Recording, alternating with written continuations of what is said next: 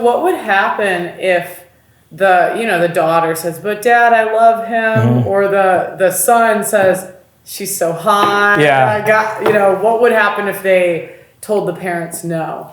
Well, in those time periods. Yeah, I mean, if you really went against your parents like that, instead of receiving your endowment. Sorry, was this arranged? It was arranged, right? Yeah, it's arranged. I think when it comes to arranged marriage, people have this sort of understanding that it's like, oh, it all happens from when they're 5 and they'll never have a say in it.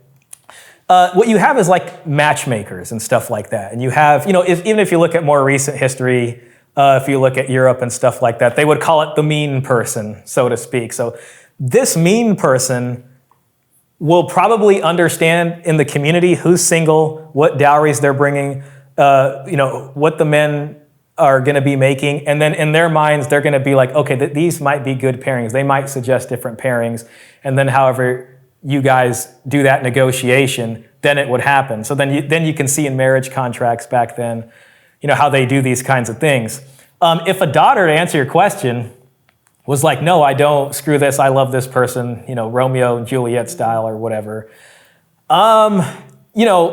What would probably happen, and I know there's all stuff with the church and how that would probably be something different, but they would probably not receive their dowry, so to speak. So it would say you run off or you elope, so to speak, you're written out of your portion, your marriage portion, or if you're a son and you do the same thing, whatever your inheritance is going to be is going to go away. And that's a decision that you make. And nowadays in our culture, it's kind of the same thing. Parents aren't really expected to contribute anything in that regard. The future father-in-law, so to speak, men don't look at him and say, okay, what's the contribution from him?